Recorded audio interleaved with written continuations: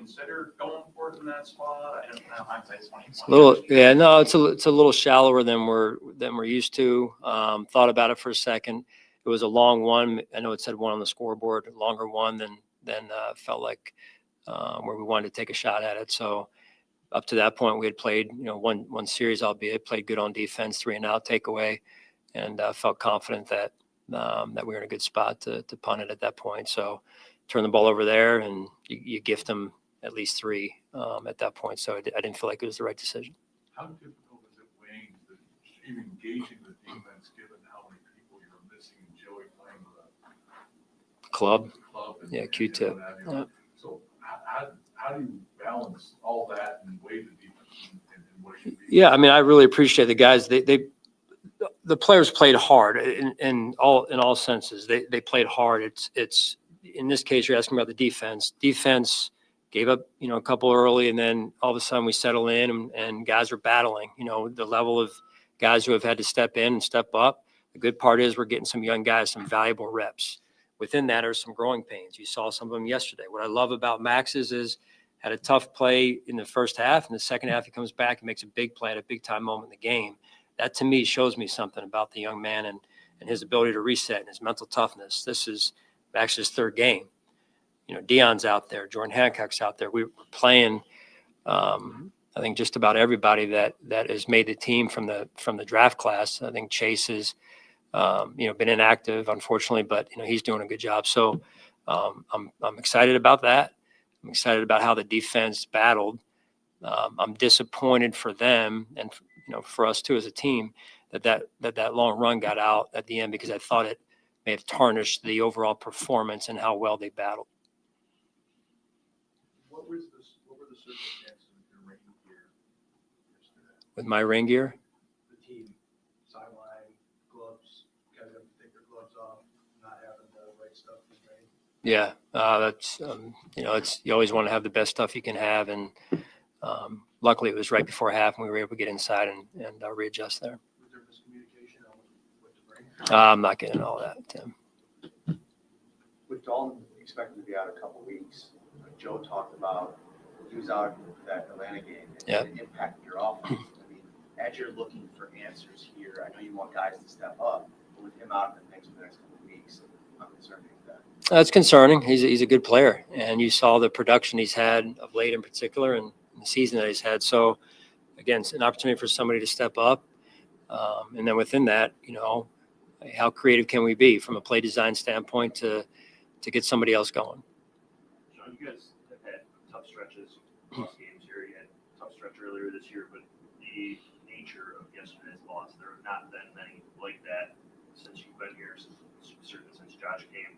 Are you concerned at all about, for lack of a better word, a hangover of any sort coming out of a loss like that? There better not be. That's not how this league works. So it's we just talked about it as a team, as a leadership group. It's a week-to-week league. So you got to learn from it. And if we don't learn, then it truly is a loss. It is a loss on the sheet, but you got to learn from it. And we talk about what did we learn from it? How do we learn from that experience so that we move forward better? That's the important part. That's really the only thing we can control right now, and then how we handle ourselves moving forward. Can you take us into that a little bit, and how, like we heard in the locker room, some guys say, hey, they wanted it. Obviously Miami felt like they wanted a little bit more, whatever. Guys, leaders on the team. When you say you meet with them today, can you take us through like the coaching staff message, the players, who you lean on, I guess, to make sure that doesn't happen again? Well, it's I don't want to put everyone's name out there in terms of who's in the meeting and who's not. It's not fair to the guys who aren't. Right. There are certain leaders who you know their names, and this is a learning opportunity for us as a leadership group as well. When you're a leader, every element of your verbal and nonverbal cues, they watch and they listen to, and so it just goes back to the value of that type of that leadership, and how it's got to be there every week. And not that it wasn't. This is part of growing our team, is growing leaders, and it's important. So when you go from the week we had the week before to last week, how consistent was it? How consistent was our approach? How consistent was our process? And so that's the battle every week in this league. And that's why part of the reason why you see fluctuations week to week, and because the competition is so elite. So it's a part of the journey, and it's part of a learning experience, and growing a team and growing leadership, and making adjustments as we go here. In that sense, how do you keep Josh Allen upbeat? Because from the TV, watching on TV, there were some times where his body language on the bench looked down. Obviously frustrated, he's a competitor, but how do you keep him upbeat through the losses?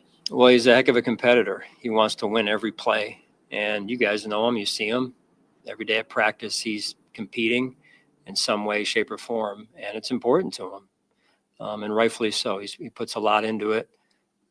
So it's really about making sure he stays healthy. That's important, mentally, physically, spiritually healthy, and he's our leader, and we're going to go as he goes, and getting him into a good spot every week is important. You see what happens when he's in that spot.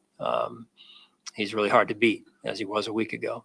Where do you see that psyche right now? Because, we have not seen the passing game struggle to the extent that it has with Josh at the helm, really very often, if at all. So where is his psyche right now? I think he's in a good spot. He's intent on leading our football team. I just visited a few minutes ago. He's intent on making sure that we're doing everything possible to get the passing game going in the right direction. And he's fully confident in our staff, and Joe in particular. And but he's not that he's sitting back. He's very proactive in his approach. I know Keon had a really nice touchdown yesterday. Feels like there's a lot of fan frustration from effort perspective with Keon, whether it's outside looking in, it's watching the game. Do you feel any of that from him, that there's a lack of effort? We address effort when it needs to be addressed. So if there is, we address it. I can promise you that with any situation, any player, everyone's held at the same level across the board. So high pick, not a draft pick, whatever it is I think that's one of the great things that we do is that even level of accountability. Coach, you spoke about the young defensive players playing a lot of snaps in the last few weeks. Specific to the secondary, how have you been impressed by Cole and Jordan Hancock and Maxwell Thurston? Very impressed. It doesn't mean that there's not been some hiccups there. That's natural, Maddie. There is going to be, as I mentioned with Max, responding within one game. That was impressive. Cole, now 2 games. What do you have? The pick this week, big game last week. He's starting to understand what it looks like and what it has to feel like, and yet he's still not satisfied, which is a good place to be. That hunger that burns within that's an important fire. You mentioned Jordan Hancock out there. He's doing some good things for us on defense and special teams. So we're moving in the right direction. It's a journey. It's just going to take some time. And do you wish Max was out there earlier? Of course you do. Maybe it's not game 3 now. Yesterday it was would have been game 8, right? So there's a certain level of experience that comes with game 8 versus game 3 as well. So it's all part of it. I'm proud of them, the way that they're working. The coaches are doing a really good job developing them and making sure that their confidence stays where it needs to be. Just because it's a journey too. So.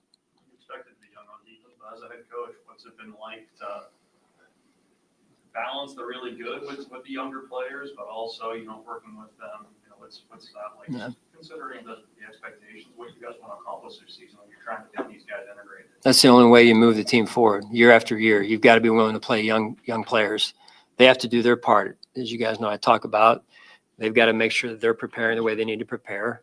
Those that do and take advantage of the opportunity, it's natural they'll see more reps. It's not a fancy equation, right? So that's just how we do things, and playing time is earned. And so, but I'm proud of the way those guys have been battling, and they're not fazed by it. So it's good to see. Follow up on Keon. Are you satisfied with his level of effort? He knows if I'm not satisfied. He knows if I'm not satisfied, Matt. Sorry about Just like any player, it's fair that you're asking about it.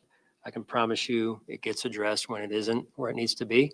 There are times, like any player, or any performer where it's exactly where it needs to be, and there are times when it's not, and then we have to address it to get it hopefully where it needs to be. So it's addressed.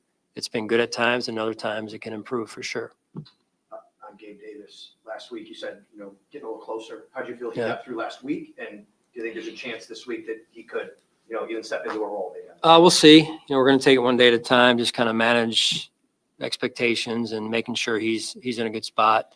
Gabe's been a good football player, and it's nice to getting him back healthy again.